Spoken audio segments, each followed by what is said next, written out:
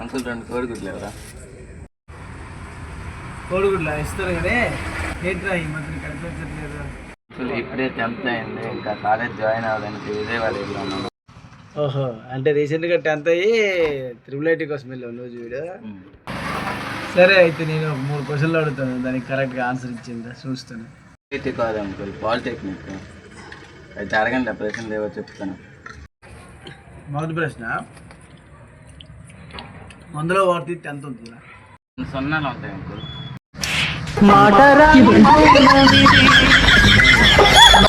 మంచిదానివే. మీ నాన్న కనిపించట్లేదు, ఎక్కడికి వెళ్తున్నారా?